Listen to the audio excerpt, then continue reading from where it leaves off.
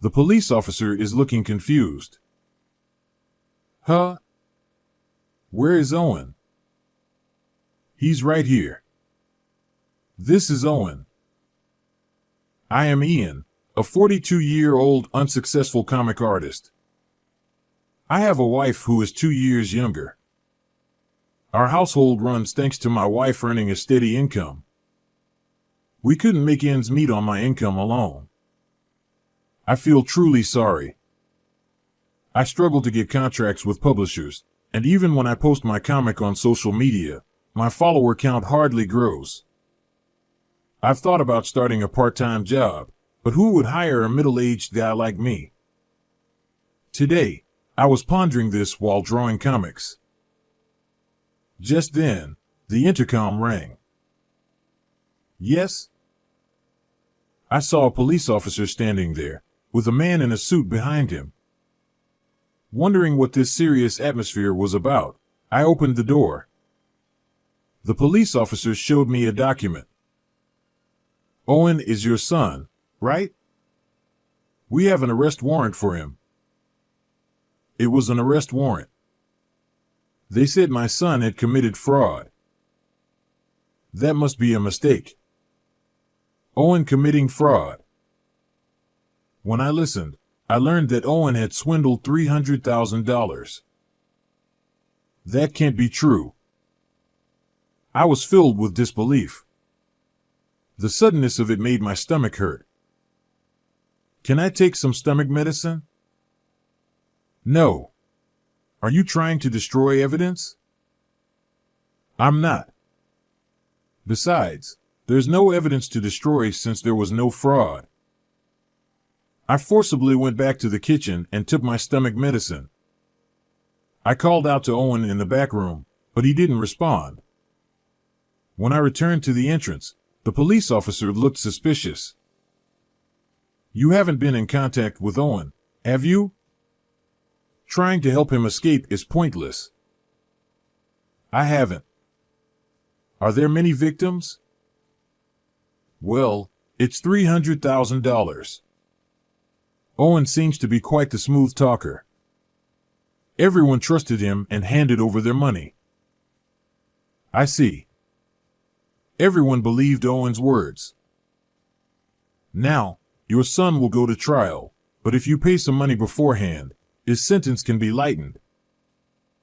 The police officer was asking me to pay money for Owen. How much? There's no fixed amount for these things, but people usually pay around $100,000. How much can you pay? I can't pay $100,000. I might be able to take some from our savings. Why not sell this house? It looks like a new condo. If we sold the house, we'd have nowhere to live. My parents live far away, and I can't rely on my elderly parents. While I remained silent, the police officer grew impatient. It's for your son. Don't you care about him? It's not that. At that moment, a rattling noise came from the back. What's that noise? Is Owen there? Yes, he is. Just a moment, I'll bring him. I went to the room where Owen was and brought him to the entrance. The police officer looked bewildered. Huh? Where is Owen? Right here. I pointed to the cage I had brought. Inside was a white hamster. This is Owen. Owen looked around curiously and then started running on his wheel again. Don't lie. You could be charged with perjury. I'm telling the truth. This is my son, Owen. My wife and I couldn't have children, so we raised him as our son. How dare you mock the police? Bring out Owen immediately. I'm telling you, this is Owen. After a while of arguing, the police officers still didn't believe me. As I was troubled, Willow came home. After briefly explaining the situation, Willow also explained that this hamster was Owen, but the police officer still didn't believe it. You two are obviously in cahoots. How long are you going to keep lying? I'm not. I was at a loss. At that moment, Willow spoke to the police officer. Aren't you the ones lying? The police would know that we don't have a child if they checked. Are you insulting the police? Do you want to be arrested for obstructing official duties? Can you show us your police badge? That's not the issue here. Bring out Owen first. Can't show it. The police are supposed to show it when asked by citizens. We can show it. The police officer quickly flashed his badge and put it back in his pocket. Which precinct are you from? What's your phone number? I'm Smith from the Los Angeles precinct. I forgot the phone number. Los Angeles precinct, right? I'll call to confirm. I can find the number myself. The police officer started to panic. There's no need to call the precinct over something so trivial. Then, tell me your ID number. My ID number is 54321. And you? Willow asked the other man. I'm 23456. That's strange. ID numbers are supposed to be 7 digits long. We were recently transferred, so we haven't memorized them yet. Yes, same here. We just got them. ID numbers don't change. And no police officer would fail to answer immediately. Willow laughed. Police officers are supposed to know their ID numbers by heart and can answer immediately when asked. Knowing that people might impersonate police, it's a good idea to ask for ID numbers. That's not true. Police officers are human too. The officer kept making poor excuses. Just then, our elderly neighbor walked by. Oh, Owen, long time no see. When the neighbor called to Owen, the hamster, well acquainted with her, made a squeaky noise. Seeing this, the police officer asked, "Is this hamster really Owen?" Yes, of course. He's Ian and Willow's beloved son. After the neighbor left, the two fake police officers were clearly flustered. Naming a pet like a human. It's not that unusual. Besides, Owen is our family, not just a pet. Though they might think it's confusing, people can name their pets whatever they like. Panicking, the two realized they were in trouble. We must have the wrong person. Sorry for the trouble. They tried to salute and leave, but Willow pressed them further. It's not a mistake. The arrest warrant had our address. You were trying to scam us, right? You're imagining things. We wouldn't do that. Can you give me your gun number? No need for that. That's a clear violation. Police officers are supposed to know and provide their gun numbers when asked. If they don't, it's almost always a scam. Unable to take it anymore, the man in the suit tried to run. Just then, real police officers arrived. The two fake officers were promptly arrested. Willow saluted them with a loud voice. Thank you very much. The real officers returned the salute. Seeing this, the fake officers murmured, "Really? What on earth?" Willow said, I can answer my ID and gun number immediately. The fake officers turned pale. Yes, Willow is a police officer. When I went to take stomach medicine, I called her. She contacted the precinct and came home first. The criminals were safely taken away. I collapsed from the relief. Are you okay? I'm so glad you're safe, Ian. Willow pulled me up by the hand. Willow, you were amazing. Right? Tell me more. She laughed heartily with her hands on her hips. She's a reliable wife. I couldn't have managed this alone. Later, it was revealed that the two perpetrators were part of a large fraud group. Other members were also arrested one after another, eventually leading to the capture of the higher-ups. I was supposed to receive a letter of appreciation, but all I did was call Willow. I wondered if it was really okay. It's fine. Thanks to your call, Ian. The group was caught. Willow said. I decided to accept the letter of appreciation. The news of an unsuccessful comic artist like me receiving a letter of appreciation made it to online news, and then I started getting job offers. When I began writing a comic modeled on Owen, it became a huge hit. It was adapted into an anime and merchandise, becoming increasingly popular, and I quickly became a famous person. However, I haven't forgotten that my current life is thanks to Willow and the police officers who came to help. From now on, I will cherish and enjoy my life with Willow and Owen. Thank you for watching until the end. How did you like this story? Subscribing to the channel would be a great encouragement for our production. See you in the next video. Don't look for me. I want to be free. One day when I got home, I found this note and a divorce paper on the living room table. What does this mean? What's happening? I was confused and called my husband. He answered after a few rings. What do you want? I could tell from his voice that he was in a foul mood. I just got home and found this note and the divorce papers. What is this all about? It's exactly what it looks like.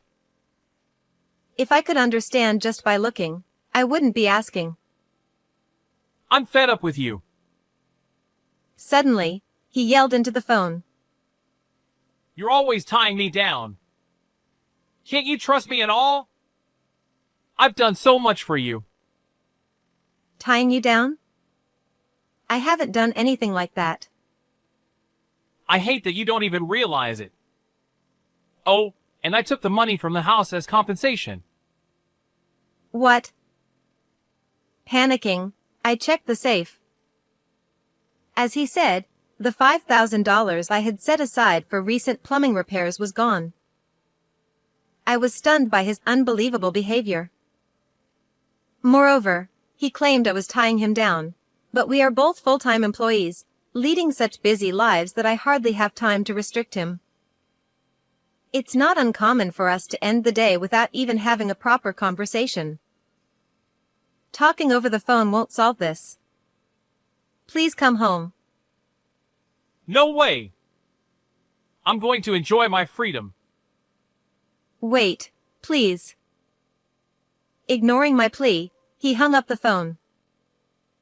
As I stood in the living room in a daze with my smartphone in hand, the doorbell suddenly rang. The sound echoed loudly through the empty house. Yes. Wondering who it could be at a time like this, I looked at the intercom screen and saw my mother-in-law standing there. Nancy, can I come in for a moment? She looked angry and entered the house before I could invite her in. Jason just called me. He said he was leaving this house for a while. What did you do to him? What? I was startled that my husband, who had left a note and disappeared, would call his mother. She glared at me as if I were her worst enemy. What exactly did Jason say? He said he's fed up with you. And he told me all about you. You're always out having fun instead of doing housework, aren't you? No, that's not true. It's true that I don't do much housework, but that's because I have a job. Before we got married, Jason and I talked about this thoroughly and we both agreed on it. We'll both work hard and save money for a while. We'll think about kids and the house later. Jason did say that. We also promised to share the housework, but he never helped once. I would manage to do the minimum chores in my spare time. I tried to explain this to my mother-in-law, but before I could open my mouth, she opened the balcony door without asking. You left the laundry hanging out until this hour. And what's with this flashy underwear? Are you cheating on my son? No, I'm not. Then why are you wearing these? My precious son. How dare you? She hysterically yelled and grabbed my underwear from the drying rack, throwing it at me. You haven't even cleaned properly. And what's with all this pre-cooked food? You're just being lazy. She opened the refrigerator without permission and ruthlessly threw away the food I had prepared on my day off. Please, listen to me. Who would listen to you? When Jason comes back, I'm making sure he divorces you. And be prepared for alimony. With that, she left. I was left in shock by her cruel words and actions. I'm so tired of this. How did it come to this? When we were dating, my husband was so kind and caring. Despite feeling drained by my mother-in-law's sudden visit, I couldn't just leave things as they were. I took a deep breath and called my husband again. Jason, please come home. Shut up! Don't look for me! I'm not answering any more calls. But Don't bother messaging either. Goodbye. his cold voice left me speechless as he hung up. Sitting there in a daze, I began to remember something that happened in the past. It was about a year ago. Jason is cheating? I had run to my in-laws' house in tears. My own family lived far away, my father had passed away, and my mother was too ill to rely on. The only place I could turn to was my in-laws. Yes. What should I do?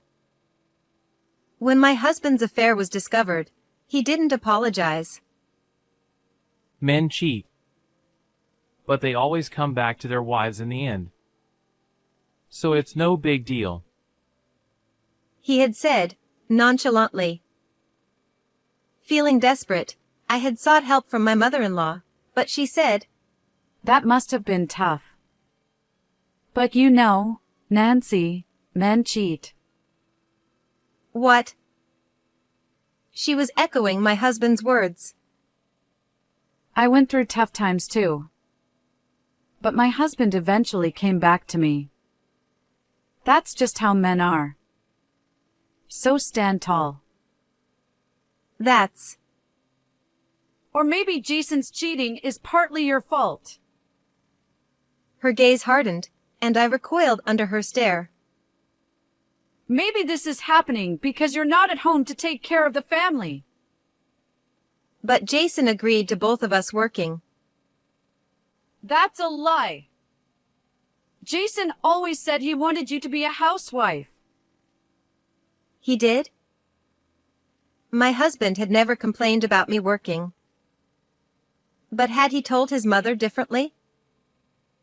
Was he feeling differently all along? Anyway, you two need to sit down and talk things over. With those cold words, she sent me away, and I could only go back home. Later, when I tearfully confronted my husband about his affair and mentioned the possibility of divorce, he finally apologized. I didn't realize you were so upset. Nancy! I'll never cheat again. He said, but that promise was also broken. After that, he has continued to cheat, apologizing whenever I confront him. I was already wondering how long this could continue when he said, Don't look for me. "This is a good opportunity." I murmured, and started moving towards a conclusion. A month after my husband disappeared, I was in a certain place when I received a call from him. "Oh, it's been a while, Jason. How have you been?" Since that day, I hadn't contacted him once, as he had asked.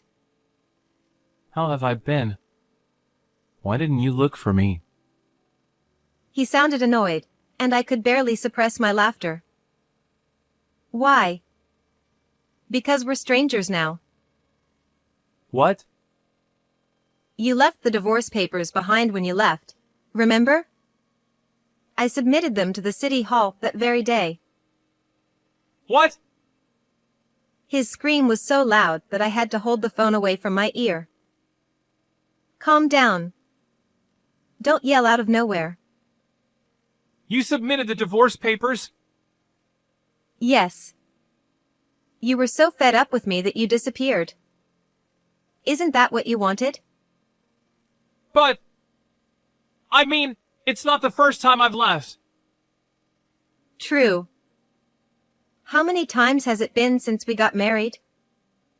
Each time, I worried like a fool. Then this time, too. But this time, you even left the divorce papers. You wouldn't have written something like that as a joke, would you? Well, that was... Or are you saying that your past disappearances and even writing the divorce papers weren't serious? He was clearly flustered. His disappearances were essentially just a childish game. At first, I genuinely worried, but once I realized his actions were just to get my attention, I grew indifferent. His repeated infidelities were likely for the same trivial reason, to provoke my jealousy. My outward confusion over my husband's actions was just an act. During his latest disappearance, he told my mother-in-law strange things over the phone, causing her to storm into our home. I had to pretend to be flustered. But while I played the role of the long-suffering wife enduring her husband's antics, I was secretly preparing to file for divorce and move out. Oh, and by the way, I've moved out of the house. I sent all your belongings to your parents' house, cash on delivery. By now, your mother must be quite surprised by all the packages. What? You did that without my permission? Without your permission? That's funny. I was the one renting that apartment. In fact, the house we lived in was rented under my name, and I paid all the bills. In return, my husband promised to save his income for a future home, but that money likely went towards his affairs. But that house was mine too. How could you just move out? You abandoned the house when you disappeared.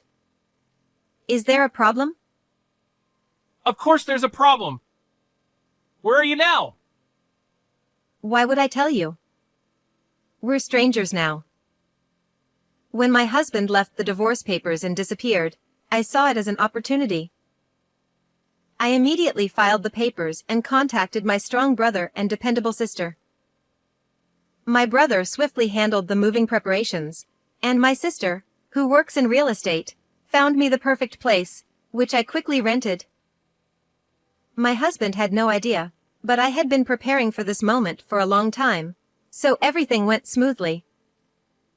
I was now living in a small, single-occupancy apartment far from the house I had left behind. It had a secure entry system, making it safe, and it was well outside my husband's usual haunts, so he wouldn't easily find me. Are you serious? Are you really leaving me? My husband's voice came weakly through the phone. I'm not leaving you. I already left. I'm completely fed up with you. I swear, I won't disappear again. I promise. It's too late for that. I'll stop fooling around too. I just wanted to make you jealous, but losing you completely. Ah, so your infidelities were for that reason, too. Aw, He regretted slipping up, but his affairs didn't matter to me anymore. I used to hate you more than anyone in this world, but now I don't even care. I'm sorry. My honest words left him speechless. you can't be serious? Why would I lie? Wait, please. Let's talk this through. I asked to talk many times, but you refused. There's nothing left to discuss. This call is just a waste of time. Please, Nancy. I love you. Well, that's your problem. I don't feel anything for you. And with that, I hung up. There was no reason to talk to my husband, my ex-husband, any further, so I blocked his number. Finally, I'm free. Time to enjoy my freedom. I shouted this joyfully in my new apartment, feeling a profound sense of relief. Now, for the rest of the story. Having lost his place to live, my ex-husband had no choice but to move back to his parents' house. His belongings were piled up in front of the house, and the neighbors were whispering about it. My former mother-in-law was furious and confronted him upon his return. Her yelling was so loud that everyone in the neighborhood found out he had been dumped by me. Additionally, my ex-husband tried to shift the blame, saying, It's because Mom bullied my dear wife that this happened. as a result, it became known that my former mother-in-law had been mistreating me, and she was ostracized by the neighbors, leading to a lonely life. At my ex-husband's workplace, rumors spread that he was divorced because of his infidelity, causing him to be shunned by his superiors, subordinates, and colleagues. Left with nowhere to turn, he sought comfort from his mistress, but she dumped him as soon as his money ran out. It turned out that I had been paying all the living expenses, and without my financial support, he quickly ran out of money. Now, with no one to rely on, my ex-husband spends his days like an empty shell. It's a classic case of reaping what you sow. Meanwhile, I'm thoroughly enjoying my newfound freedom as a single woman. My sister has offered to introduce me to someone nice, but I want to enjoy this freedom a little longer. If I meet someone one day who I feel I want to share my life with, I might consider marriage again.